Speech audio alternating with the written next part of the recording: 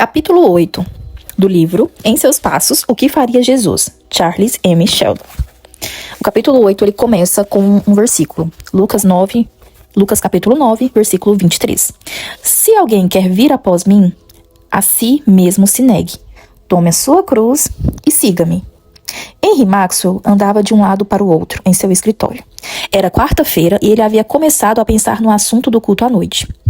De uma das janelas de seu escritório, ele podia ver a alta chaminé das oficinas da ferrovia. O topo da tenda do evangelista aparecia sobre os prédios ao redor do retângulo. Ele olhava pela janela toda vez que passava por ela em sua caminhada. Depois de um tempo, ele se sentou à mesa e puxou um grande pedaço de papel em sua direção. Pensou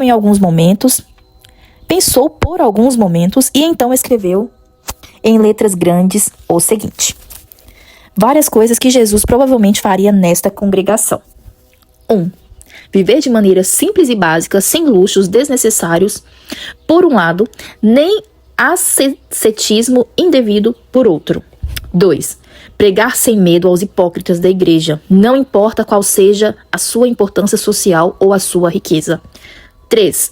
Mostrar de alguma forma prática sua simpatia e amor pelas pessoas comuns, bem como pelas pessoas abastadas, educadas e refinadas, que constituem a maioria da congregação. 4. Identificar-se com as grandes causas da humanidade, de alguma forma pessoal, que exigiria abnegação e sofrimento. 5. Pregar contra o bar em Raymond. 6. Tornar-se conhecido como amigo e companheiro dos pecadores do retângulo. 7. Abrir mão da viagem de verão para a Europa este ano. Abre parêntese.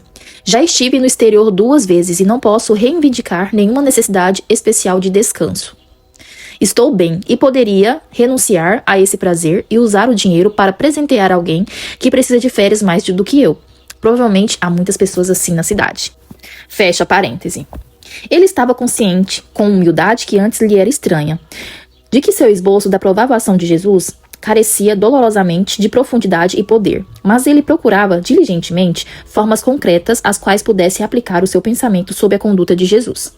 Quase todos os pontos que ele havia anotado significavam para ele uma reviravolta completa em seus costumes e hábitos, de anos ao ministério. Ainda assim, ele buscava com mais profundidade as fontes de um espírito semelhante ao de Cristo. Ele não tentou mais escrever, mas sentou-se à sua mesa, absorto em seu esforço para ter mais e mais do espírito de Jesus em sua própria vida. Ele havia esquecido o assunto específico para sua reunião de oração, com o qual havia começado seu estudo matinal. Ele estava tão absorto em seus pensamentos que não ouviu a campainha tocar. Maxwell foi despertado à realidade pelo criado, que anunciou, pelo nome, uma visita. Sr. Gray. Maxwell foi até a porta da escada e pediu a Gray que subisse. Então Gray subiu e começou a falar sobre o motivo de sua visita. Abre aspas. Eu quero sua ajuda, Sr. Maxwell. É claro que você ouviu sobre a reunião maravilhosa que tivemos na noite de segunda e ontem à noite. A senhora Winslow fez mais com sua voz do que eu poderia fazer. E a tenda não vai comportar tantas pessoas. Fecha aspas. Abre aspas. Eu ouvi falar sim. Foi a primeira vez que as pessoas daquela região a ouviram. Não me admira que tenham sido atraídas. Fecha aspas. Abre aspas. Foi uma revelação maravilhosa para nós e um evento muito encorajador ao nosso trabalho. Porém, vim perguntar se você não poderia vir hoje à noite pregar. Estou sofrendo com um resfriado muito forte. Não me arriscaria a confiar em minha voz novamente. Eu sei que é pedir muito de um homem tão ocupado, mas se você não puder vir, pode dizer francamente e eu tentarei em outro lugar. Fecha aspas. Abre aspas. Sinto muito, mas é minha noite regular de reunião de oração. Fecha aspas. Começou Henry Maxwell. Em seguida ficou vermelho e acrescentou. Abre aspas. Mas eu posso me organizar de alguma forma para ir até lá. Você pode contar comigo. Fecha aspas. Gray agradeceu muito e se levantou para ir embora. Abre aspas. Você poderia ficar mais um momento, Gray, para orarmos juntos? Fecha aspas. Sim, disse Gray. Então os 2 homens se ajoelharam no escritório. Henry Maxwell orou como uma criança. Gray foi levado às lágrimas ali de joelhos. Havia algo quase lamentável na maneira como aquele homem, que havia vivido o exército de sua vida ministerial de forma tão estreita e limitada, agora implorava por sabedoria e força para transmitir uma mensagem às pessoas no retângulo. Grace levantou e estendeu a mão. Abre aspas. Deus o abençoe, Sr. Maxwell. Tenho certeza que o Espírito Santo o capacitará hoje à noite. Fecha aspas. Henry Maxwell não respondeu. Ele não confiava em si mesmo, nem para dizer que esperava por isso. Mas ele pensou em seu compromisso. E isso lhe deu uma certa paz que acalmou seu coração e a sua mente. E aconteceu que quando o público da primeira igreja entrou no salão da igreja naquela noite, encontrou outra surpresa. Havia um número extraordinariamente grande de pessoas presentes. As reuniões de oração, desde aquela memorável manhã de domingo, nunca estiveram mais cheias na história da primeira igreja. O Sr. Maxwell foi direto ao ponto. Abre aspas. Sinto que fui chamado pelo Senhor para descer até o retângulo essa noite, e deixarei que vocês decidam se vão continuar com esta reunião aqui. Acredito que o melhor plano talvez seria que alguns fossem como voluntários comigo até o retângulo, preparados para ajudar após a reunião, se necessário. E que o resto permaneça aqui e ore para que o poder do Espírito Santo nos acompanhe. Fecha aspas. Então, uma meia dúzia de homens foi com o pastor e os demais ficaram no salão. Ao sair, Maxwell não pôde deixar de pensar que provavelmente em toda a membresia da sua igreja não se poderia achar um grupo de discípulos capazes de levar com sucesso homens necessitados e pecadores ao conhecimento de Cristo. Esse pensamento não ficou em sua mente apenas para irritá-lo pelo caminho, mas simplesmente era uma parte de todo o seu novo entendimento a respeito do discipulado cristão. Quando ele e seu pequeno grupo de voluntários chegaram ao retângulo, a tenda já estava abarrotada. Eles tiveram dificuldade, inclusive, de chegar até a plataforma. Raquel estava lá com Virginia e Jasper Chase, que vieram no lugar do Dr. West naquela noite. Quando a reunião começou, com uma música em que Raquel cantou solo e as pessoas foram convidadas a cantar junto na parte do coro, não sobrou um palmo de espaço na tenda. A noite estava amena, as laterais da tenda estavam levantadas, e uma grande quantidade de rostos se estendia ao redor dela, olhando para dentro e fazendo parte do público. Depois do momento de cântico e de uma oração feita por um dos pastores da cidade que estava presente, Gray declarou o motivo de sua incapacidade de falar e, com sua maneira simples, entregou o culto ao irmão Maxwell da primeira igreja. Abre aspas. Quem é o cara? Fecha aspas. Perguntou uma voz rouca perto do lado de fora da tenda. Abre aspas. O pastor da primeira igreja. Tem até essa gente com beca de almofadinha hoje. Fecha aspas. Abre aspas. Você disse primeira igreja? Eu conheço. E meu chefe conseguiu lugar lá na frente, na primeira fila. Fecha aspas, disse outra voz. E houve uma risada, pois quem falava era um funcionário do bar. Abre aspas. Me salvou com sua mão em meio à escura tempestade. Fecha aspas. Começou a cantar um homem bêbado ali perto, em uma imitação inconsciente do tom anasalado de um cantor itinerante da região, e gargalhadas e zombarias de aprovação ecoaram ao seu redor. As pessoas na tenda se viraram na direção do tumulto. Houve gritos de, abre aspas, coloca ele para fora, fecha aspas. Abre aspas, dá uma chance pro primeira igreja, fecha aspas. Música, música, canta mais uma para a gente. Henry Maxwell levantou-se e uma grande onda de pavor o invadiu. Aquilo não era como pregar para as pessoas bem vestidas, respeitáveis e bem educadas da área nobre. Ele começou a falar, mas a confusão aumentou. Gray desceu para o meio da multidão, mas não parecia capaz de acalmá-la. Maxwell ergueu o braço e a voz. A multidão na tenda começou a prestar atenção, mas o barulho do lado de fora aumentou. Em poucos minutos, o público estava fora de controle. Ele se virou para Raquel com um sorriso triste. Abre aspas. Cante algo, por favor, senhorita Winslow. Eles ouvirão você. Fecha aspas. Disse ele, e então se sentou e cobriu o rosto com as mãos. Aquela era a oportunidade de Raquel, e ela estava totalmente à altura do desafio. Virginia estava no órgão, e Raquel pediu que ela tocasse algumas notas do hino. Salvador, eu prossigo, guiado por ti, ainda sem ver a mão que está a me conduzir. Silencia meu coração, e doença não teme então. Apenas cumprir a tua vontade, minha vontade será. Raquel ainda não tinha cantado a primeira linha, e as pessoas na tenda já estavam todas voltadas para ela, em silêncio e reverentes. Antes que ela terminasse o verso, o retângulo estava subjugado e domado. Ele repousava como uma fera aos seus pés, tornado inofensivo por seu canto. O que era um público irreverente, perfumado e crítico nas salas de concerto comparado com essa massa suja, bêbada, impura e embriagada de gente que temia e chorava e parecia estranha e tristemente pensativa sob o toque da obra divina por meio daquela bela jovem. O senhor Maxwell, ao levantar a cabeça e ver a multidão transformada, teve um vislumbre de algo que Jesus provavelmente faria com uma voz como a de Raquel Winslow. Jasper Chase, ali sentado com os olhos na cantora, tinha seu maior desejo como um ambicioso autor engolido por seu pensamento sobre o que o amor de Raquel Winslow podia significar para ele. E lá fora, na escuridão, estava a última pessoa que alguém poderia esperar ver em um culto na tenda, Rolling Page, que, empurrado por todos os lados por homens e mulheres rudes, olhando para a almofadinha em roupas finas, parecia não prestar atenção ao ambiente e, ao mesmo tempo, era evidente atraído pelo poder que Raquel possuía. Ele tinha acabado de chegar do clube. Nem Raquel nem Virginia o viram naquela noite. A música acabou. Maxwell levantou-se novamente. Desta vez, ele se sentia mais calmo. O que Jesus faria? Ele falou como antes pensava que nunca poderia falar. Quem eram aquelas pessoas? Eram almas imortais. O que era o cristianismo? Um chamado para os pecadores, não para os justos, ao arrependimento. Como Jesus falaria? O que ele diria? Ele não poderia saber tudo o que sua mensagem incluiria, mas tinha certeza de uma parte dela. E então falou a partir dessa certeza. Ele nunca havia sentido compaixão da multidão antes. O que havia sido a multidão para ele durante seus 10 anos na primeira igreja, senão um fator vago, perigoso, sujo e problemático na sociedade, fora da igreja e do seu alcance, um elemento que ocasionalmente lhe causava uma desagradável pontada na consciência, um fator em Raymond que era discutido nas associações como as massas, em documentos escritos pelos irmãos na tentativa de mostrar por que as massas não estavam sendo alcançadas.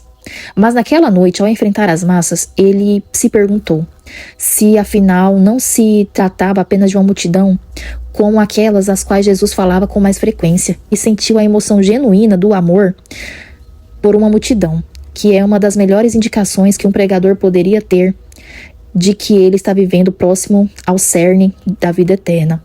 É fácil amar um pecador individual, especialmente se ele for pessoalmente pitoresco ou interessante.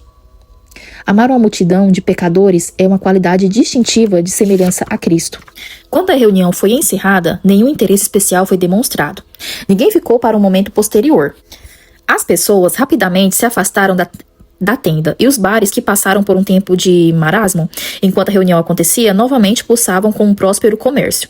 O retângulo, como que para recuperar o tempo perdido, iniciou com vigor a sua habitual orgia noturna.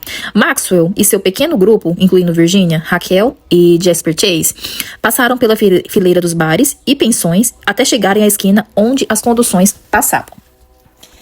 Abre aspas. Este lugar é terrível, fecha aspas, disse o pastor enquanto aguardava pela condução. Abre aspas. Nunca imaginei que Raymond tivesse uma ferida tão infectada. Não parece possível que essa cidade seja cheia de discípulos cristãos. Fecha aspas. Abre aspas. Você acha que alguém pode remover essa grande maldição dos bares? Fecha aspas.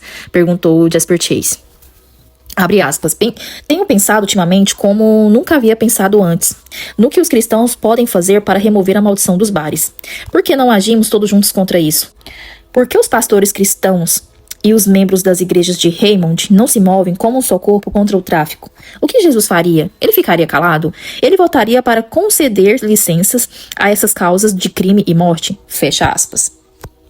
Ele estava falando mais consigo mesmo do que com os outros. Ele lembrou que sempre votou pela aprovação das licenças, assim como quase todos os membros de sua igreja. O que Jesus faria? Ele poderia responder essa pergunta? O mestre pregaria e agiria contra os bares se ele vivesse hoje? Como ele pregaria e agiria? Suponha que não fosse popular pregar contra as licenças. Suponha que os cristãos pensassem que tudo o que podiam fazer era regular o mal por meio de licenças e assim obter lucro do pecado necessário. Ou suponha que os próprios membros da igreja fossem donos das propriedades onde ficavam os bares. E então, ele sabia que esses eram os fatos em Raymond. O que Jesus faria? Ele subiu para o seu escritório na manhã seguinte com essa pergunta apenas parcialmente respondida. Ele ficou pensando nisso o dia todo e ainda estava pensando nisso e tentando chegar a algumas conclusões reais, quando chegou a edição da noite do Evening News. Sua esposa levou o jornal até o escritório e sentou-se por alguns minutos enquanto ele lia para ela. O Evening News era o jornal que vinha causando o maior agito naquele momento em Raymond. Ou seja, ele era editado de tal forma que seus assinantes nunca haviam ficado tão inquietos com um jornal antes. Primeiro, eles notaram a ausência da luta de boxe e gradualmente começaram a perceber que o Daily News não publicava mais reportagens sobre crimes com descrições detalhadas ou escândalos na vida privada. Então eles notaram que os anúncios de bebidas alcoólicas e tabaco foram retirados, junto com alguns outros de caráter questionável. A descontinuidade do jornal dominical causou o maior comentário de todos, e agora o caráter dos editoriais estava criando a maior agitação. Uma citação do jornal da segunda-feira daquela semana mostrará o que Edward Norman estava fazendo para cumprir sua promessa. O editorial estava intitulado assim: O lado moral das questões políticas. O editor do Daily News sempre defendeu os princípios do maior partido político atualmente no poder, e até agora discutia todas as questões políticas do ponto de vista da conveniência ou da crença desse partido em oposição a outras organizações políticas. Desse momento em diante, para ser totalmente honesto com todos os nossos leitores, o editor apresentará e discutirá todas as questões políticas do ponto de vista do certo e do errado. Em outras palavras, a primeira pergunta feita em nosso escritório sobre qualquer questão política não será, abre aspas, é do interesse do nosso partido? Fecha aspas. Ou, abre aspas, está de acordo com os princípios estabelecidos por nosso partido em sua plataforma? Fecha aspas. Mas será, abre aspas, esta medida está de acordo com o espírito e os ensinamentos de Jesus como autor do mais alto padrão de vida conhecido pelos homens? Fecha aspas. Isto é para ser perfeitamente claro. O aspecto moral de todas as questões políticas será considerado seu aspecto mais importante. E o fundamento considerado será de que as nações, assim como os indivíduos, estão debaixo da mesma lei e devem fazer todas as coisas para a glória de Deus, sendo essa sua primeira regra de procedimento. O mesmo princípio será aplicado em nosso escritório em relação aos candidatos a cargos de responsabilidade e confiança na República. Independentemente da política partidária, o editor do Daily News fará tudo ao seu alcance para levar os melhores homens ao poder. E não apoiará conscientemente qualquer candidato indigno, não importa o quanto ele possa ser endossado pelo partido. As primeiras perguntas feitas sobre o homem e suas medidas serão, abre aspas, ele é o homem certo para o cargo? Fecha aspas. Abre aspas. Ele é um bom homem que tem habilidade? Fecha aspas. Abre aspas. A medida é correta? Fecha aspas. Havia muito mais, mas citamos o suficiente para mostrar o caráter do editorial. Centenas de homens em Raymond o leram e esfregaram os olhos chocados. Muitos deles prontamente escreveram para o Daily News, dizendo ao editor para parar o jornal. O jornal, entretanto, continuou sendo publicado e era avidamente lido por toda a cidade. No final de uma semana, Edward Norman sabia muito bem que estava perdendo rapidamente um grande número de assinantes. Ele enfrentava tais condições com calma, embora Clark, o editor-chefe, previsse com grande ênfase a falência como certa, especialmente depois do editorial de segunda-feira.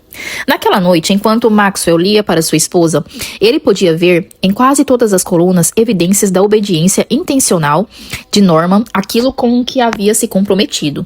Não havia manchetes assustadoras e sensacionalistas ou gírias. Os textos que se seguiam às manchetes estavam em perfeita harmonia com elas. Ele notou em duas colunas que o nome dos repórteres aparecia assinado no final, e havia uma grande melhora na dignidade e no estilo das contribuições deles. Abre aspas. Então Norman está começando a fazer com que seus repórteres assinem os trabalhos. Ele conversou comigo sobre isso. É uma ideia boa, pois coloca a responsabilidade pelos textos a quem é devida e eleva o padrão do trabalho. É ótimo tanto para o público quanto para os escritores. Fecha aspas. Maxwell parou de repente. Sua esposa tirou os olhos do que estava fazendo e olhou para ele, para ver o que estava acontecendo. Ele estava lendo algo com muito interesse. Abre aspas. Ouça isso, Mary. Fecha aspas, disse ele, depois de um momento enquanto os seus lábios tremiam. Abre aspas.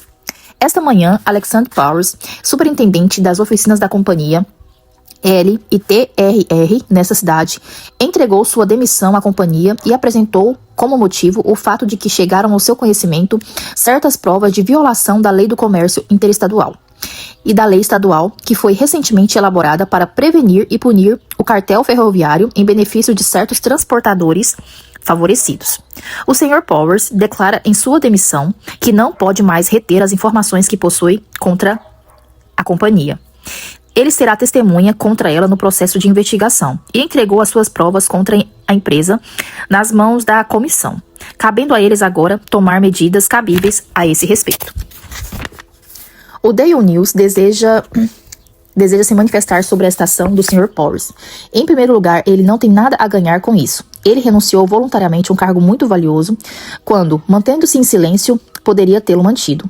Em segundo lugar, acreditamos que sua ação deve receber a aprovação de todos os cidadãos honestos e interessados que acreditam que a lei deve ser obedecida e os infratores levados à justiça.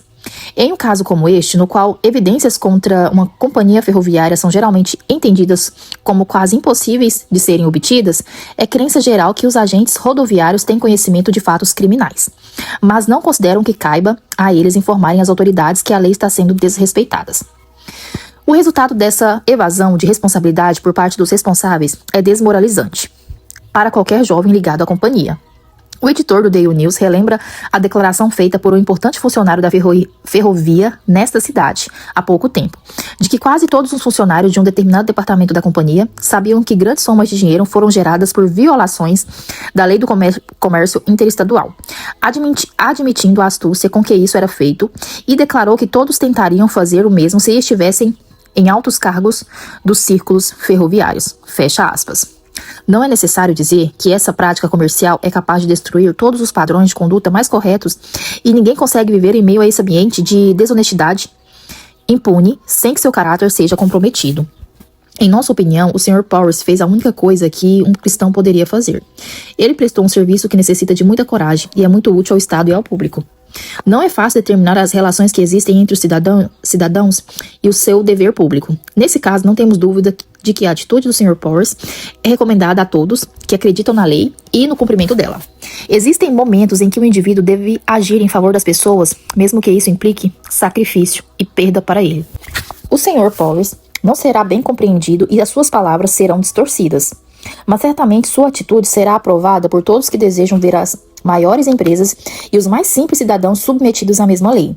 O Sr. Powers fez o que um cidadão patriota e fiel deve fazer. Agora cabe à comissão agir com base nas evidências, que, ao nosso ver, são provas de um crime praticado pela companhia. Que a lei seja aplicada independentemente dos envolvidos. E assim termina o capítulo 8. Capítulo 9. Henry Maxwell terminou de ler e largou o jornal. Abre aspas. Preciso ver o Powers. Esse é o resultado do compromisso que ele fez. Fecha aspas. Ele se levantou e quando estava saindo, sua esposa perguntou. Abre aspas. Você acha, Henry, que Jesus teria feito isso? Fecha aspas. Maxwell parou por um momento, então respondeu lentamente. Sim, acho que ele teria. De qualquer forma, Powers decidiu assim. E cada um de nós que assumiu aquele compromisso entende que ele não está decidindo qual seria a conduta de Jesus para ninguém mais senão para si mesmo. Abre aspas. E quanto à família dele, como a senhora Powers e a Célia receberão essa notícia? Fecha aspas. Abre aspas. Com muita dificuldade. Eu não tenho dúvidas. Esse será o preço que Powers pagará nessa questão. Elas certamente não entenderão a motivação dele. Fecha aspas. Maxwell saiu e caminhou até o quarteirão seguinte, onde o superintendente Powers morava. Para seu alívio, o próprio Powers veio atender a porta. Os dois homens se cumprimentaram, com um silencioso aperto de mãos. Instantaneamente, eles se entenderam, sem trocar uma palavra sequer. Nunca antes existira tal laço de união entre o pastor e os membros de sua congregação. Abre aspas. O que você pretende fazer? Fecha aspas. Henry Maxwell perguntou, depois que eles conversaram sobre os fatos do caso. Abre aspas. Você quer dizer qual tipo de cargo? Ainda não tenho planos. Posso voltar ao meu antigo trabalho como operador de telégrafo. Minha família não irá sofrer, exceto socialmente. Fecha aspas. Powers falou de forma calma e triste. Henry Maxwell não precisou perguntar como se sentiam a esposa e a filha. Ele sabia muito bem que aquele era o ponto de maior sofrimento para um superintendente em toda aquela situação. Abre aspas. Tem algo de que eu gostaria que você cuidasse. Fecha aspas. Disse Powers depois de um tempo. Abre aspas. Que é o trabalho iniciado nas oficinas. Pelo que sei, a empresa não fará objeções a que isso continue. Essa é uma das contradições do mundo ferroviário, que a Associação Cristã dos Moços, ACM e outras influências cristãs sejam encorajadas pela companhia, enquanto os atos mais não cristãos e ilegais são cometidos na administração da própria companhia. Claro que a companhia entende que vale a pena ter a seu serviço homens moderados, honestos e cristãos. Portanto, não tenho dúvidas de que o chefe dos mecânicos terá a mesma cortesia demonstrada a ele no uso da sala. Mas o que eu gostaria que você fizesse, Sr. Maxwell, é garantir que meu plano seja executado. Você poderia? Você entende qual era a ideia geral? Você causou uma impressão muito boa nos homens. Vá até lá, sempre que puder. Faça com que o Milton Ring se interesse em fornecer alguns móveis para o local e cubra as despesas do café. E coloque mesas de leitura. Você vai fazer isso? Fecha aspas. Abre aspas. Sim, respondeu o Maxwell. Ele ficou mais um pouco e antes de partir, ele e o superintendente fizeram uma oração juntos e se despediram com aquele aperto de mão silencioso que lhes pareceu um novo símbolo de seu discipulado e comunhão cristã. O pastor da primeira igreja voltou para casa profundamente mexido com os eventos da semana. Aos poucos foi aumentando a sua percepção de que o compromisso de fazer o que Jesus faria estava causando uma revolução em sua igreja e em toda a cidade. Todos os dias aumentavam sérios resultados da obediência a esse compromisso. Maxwell não fingiu saber qual seria o fim. Ele estava de fato apenas no início dos eventos que mudariam a história de centenas de famílias, não apenas em Raymond, mas em todo o país. Ao pensar em Edward Norman, Raquel e Sr. Porres, e nos resultados que já haviam ocorrido devido às suas ações, ele não pôde evitar um sentimento de intenso interesse no efeito que teriam se todas as pessoas da primeira igreja que assumiram aquele compromisso o cumprisse fielmente. Todos eles manteriam seu compromisso ou será que alguns voltariam atrás quando a cruz se tornasse muito pesada? Ele estava se fazendo essa pergunta na manhã seguinte, sentado em seu escritório, quando o presidente da Endeavor Society de sua igreja pediu para falar com ele. Abre aspas. Suponho que não deva incomodá-lo com o meu caso. Fecha aspas. Disse o jovem Morris, indo direto ao assunto. Abre aspas. Mas pensei, Sr. Maxwell, que você poderia me aconselhar. Fecha aspas. Abre aspas. Fico feliz que você tenha vindo. Pode falar, Fred. Fecha aspas. Ele conhecia o jovem desde o seu primeiro ano no pastorado. E o amava, e o honrava por seu serviço constante e fiel na igreja. Abre aspas. Bem, o fato é que eu estou desempregado. Você sabe que tenho feito trabalho de repórter no jornal matinal Sentinel, desde que me formei no ano passado. No último sábado, o Sr. Burr me pediu para ir até a estrada de ferro no domingo de manhã e obter os detalhes daquele roubo de trem no cruzamento e pediu que eu escrevesse uma matéria para a edição extra que saiu na manhã de segunda-feira, só para sair na frente do Daily News. Eu me recusei a ir e Burr me dispensou. Acredito que ele estava de mau humor, senão acho que ele não teria feito isso. Ele sempre me tratou bem antes. Agora você acha que Jesus teria feito o que eu fiz? Eu pergunto porque os outros dizem que eu fui um tolo por não fazer o trabalho. Quero crer que um cristão age por motivos que às vezes podem parecer estranhos para os outros, mas não tolos. O que você acha? Fecha aspas. Abre aspas. Acho que você manteve o seu compromisso, Fred. Não acredito que Jesus faria uma matéria de jornal em um domingo como pediram que você fizesse. Fecha aspas. Obrigada, Sr. Maxwell. Eu estava um pouco incomodado com isso, mas quanto mais penso no assunto, melhor eu me sinto a respeito do que fiz. Morris se levantou para ir embora, e seu pastor se levantou e colocou uma mão amorosa no ombro do jovem. O que você vai fazer, Fred? Abre aspas. Eu ainda não sei. Tenho pensado em ir para Chicago ou alguma outra cidade grande. Fecha aspas. Abre aspas. Por que você não tenta o Daily News? Fecha aspas. Abre aspas.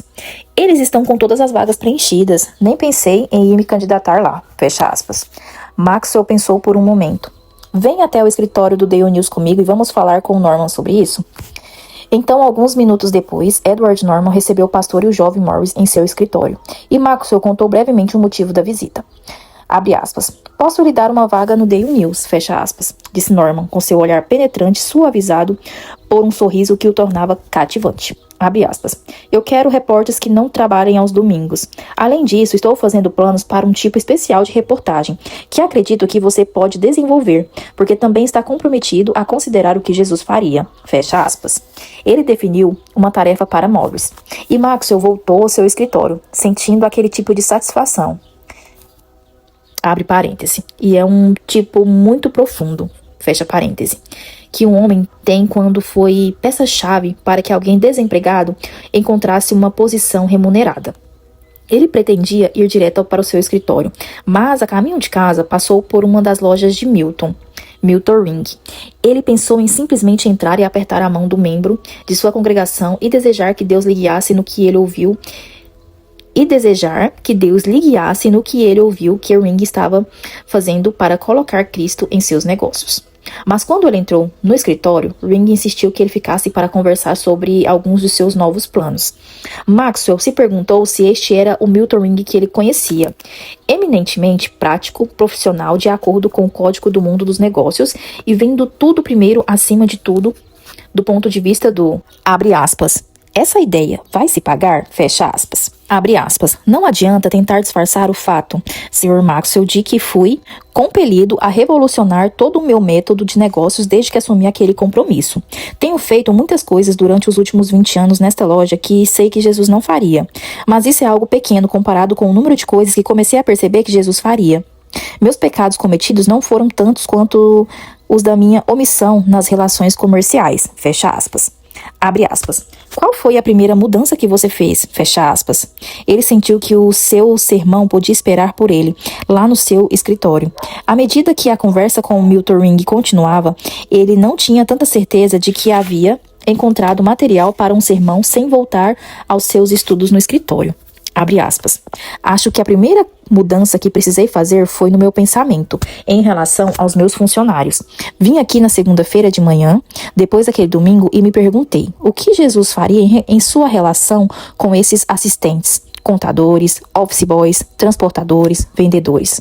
Será que ele tentaria estabelecer algum tipo de relação pessoal com eles, diferente daquela que mantive todos esses anos? Logo respondi dizendo sim. Então veio a questão de qual seria essa relação e o que ela me levaria a fazer. Não via uma forma de respondê-la satisfatoriamente sem reunir todos os meus funcionários e conversar com eles. Então enviei convites a todos eles e tivemos uma reunião lá no armazém na terça-noite. Muitas coisas surgiram nessa reunião. Não consigo contar todas. Tentei falar com os homens como imaginei que Jesus faria. Foi um trabalho difícil, pois não tenho o hábito de agir assim e devo ter cometido alguns erros. Mas eu nem conto, Sr. Maxwell.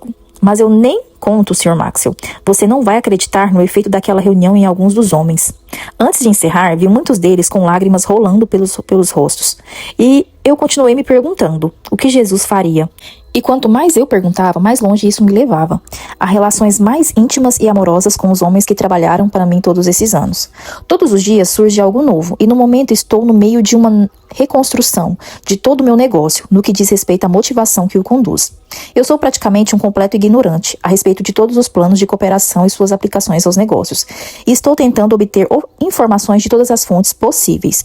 Recentemente fiz um estudo especial sobre a vida de Tito Salt, o grande proprietário de moinhos da Bradford, Inglaterra, que posteriormente construiu aquela cidade modelo às margens do Erie.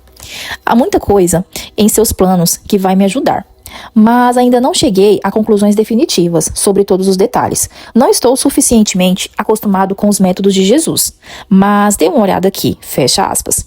Ring enfiou a mão rapidamente em um dos escaninhos de sua mesa e tirou um papel. Abre aspas. Eu fiz um esboço do que me parece ser um programa como o que Jesus seguiria em um negócio como o meu. Quero que você me diga o que pensa disso. Título: O que Jesus provavelmente faria no lugar de Milton Ring como homem de negócios. Número 1. Ele se envolveria nos negócios acima de tudo com o propósito de glorificar a Deus e não com o objetivo principal de ganhar dinheiro. 2. Ele nunca consideraria o dinheiro gerado como seu, mas como um fundo a ser usado para o bem da humanidade. 3. Suas relações com todas as pessoas a seu serviço seriam as mais amorosas e prestativas. Ele não deixaria de pensar em todos eles como almas a serem salvas. Esse pensamento sempre seria mais importante do que o pensamento de ganhar dinheiro nos negócios. 4. Ele nunca faria qualquer coisa desonesta ou questionável ou tentaria de alguma forma obter a vantagem sobre qualquer outra pessoa no mesmo ramo. 5. O princípio de altruísmo e utilidade nos negócios direcionaria cada detalhe. 6. Com base nesse princípio, ele moldaria todas as suas relações com seus funcionários, com seus clientes e com o mundo dos negócios em geral, com o qual estava ligado. Henry Maxwell leu o esboço lentamente. Isso lembrou de suas próprias tentativas no dia anterior de colocar de forma concreta seu pensamento sobre a provável ação de Jesus. Ele estava muito pensativo quando olhou para cima e encontrou o olhar ansioso de Ring. Abre aspas. Você acredita que pode manter os seus negócios de forma sustentável nesses termos? Fecha aspas. Abre aspas. Sim, o altruísmo inteligente é mais sábio do que o egoísmo inteligente, não acha? Se os homens que trabalham como empregados começarem a perceber que recebem uma participação pessoal nos lucros dos negócios, e mais do que isso, um amor pessoal para com eles por parte da empresa, o resultado não será mais cuidado, menos desperdício, mais diligência, mais fidelidade? Fecha aspas. Abre aspas. Sim, acho que sim. Muitos outros homens de negócios não acham, não é? Quero dizer, de forma geral. E quanto às suas relações com o mundo egoísta, que não está tentando ganhar dinheiro com os princípios cristãos? Fecha aspas. Abre aspas. Isso certamente complica a minha forma de agir, é claro. Fecha aspas. Abre aspas novamente. Seu plano contempla o que tem se tornado conhecido como cooperação? Fecha aspas. Abre aspas. Sim. Até onde já consegui planejar? Sim. Como eu lhe disse, estou estudando meus detalhes cuidadosamente. Estou absolutamente convencido de que Jesus, em meu lugar, seria totalmente altruísta. Ele amaria todos esses homens ao seu serviço. Ele consideraria o objetivo principal dos negócios como uma ajuda mútua e conduziria tudo de modo que o reino de Deus fosse evidentemente o primeiro objetivo buscado. É com base nesses princípios gerais que, como eu disse, estou trabalhando. Ainda preciso de tempo para completar os detalhes. Fecha aspas.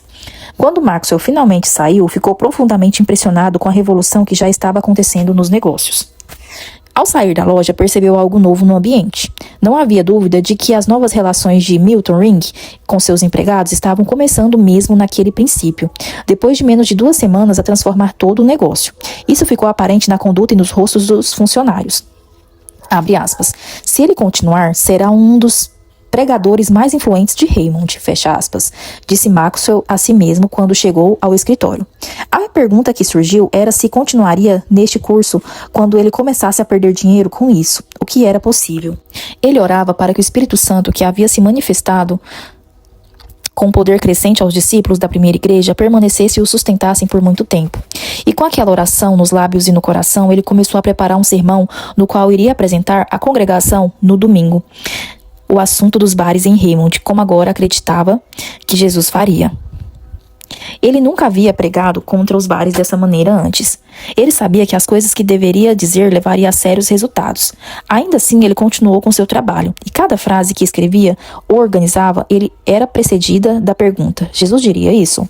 Uma vez, durante seu estudo, ele caiu de joelhos. Ninguém, exceto ele mesmo, poderia saber o que isso significava para ele. Quando ele faria algo assim, na preparação dos sermões, antes da mudança que ocorreu em seu entendimento de discipulado? Com a forma como ele via seu ministério agora, ele não ousava pregar sem orar muito por sabedoria. Ele não pensava mais em sua apresentação dramática e no efeito que ela causaria no público. A grande questão para ele agora era: o que Jesus faria? A noite de sábado, no retângulo, testemunhou uma das cenas mais notáveis que o Sr. Gray e sua esposa já haviam presenciado. As reuniões se intensificavam a cada noite em que Raquel cantava. Um estranho que passasse pelo retângulo durante o dia ouviria falar bastante sobre as reuniões de uma forma ou de outra. Não se pode dizer que até aquela noite de sábado tivesse havido qualquer diminuição considerável de palavrões, impureza e bebedeira. O retângulo não reconheceria que estava melhorando, ou mesmo que o canto houvesse suavizado sua aparência. Aquele lugar tinha muito orgulho local de ser, entre aspas, casca grossa. Mas apesar de si mesmo, havia uma rendição a um poder que nunca haviam visto e que não conheciam o suficiente para resistir de antemão. Gray já havia recuperado sua voz de forma que no sábado já podia falar. O fato de ele precisar usar a voz com cuidado fazia com que as pessoas precisassem ficar bem quietas se quisessem ouvir. Aos poucos, eles começaram a entender que aquele homem estava falando há muitas semanas, gastando seu tempo e suas forças para compartilhar com eles sobre um Salvador, tudo por um amor perfeitamente altruísta por eles. Naquela noite, a grande multidão estava tão silenciosa quanto o decoroso público de Henry Maxwell.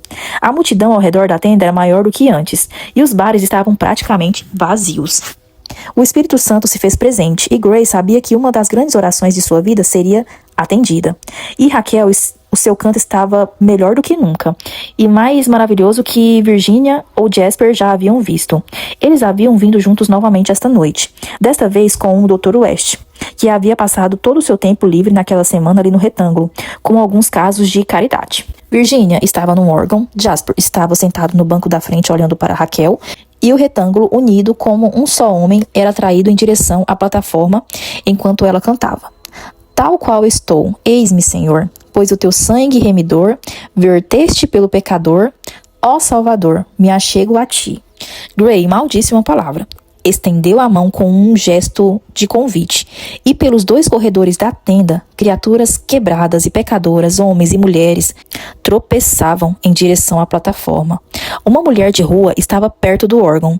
Virginia percebeu a expressão de seu rosto, e pela primeira vez na vida da menina rica, o pensamento do que Jesus era para a mulher pecadora veio a ela com tal rapidez e tal poder que não se comparava a nada além de um novo nascimento.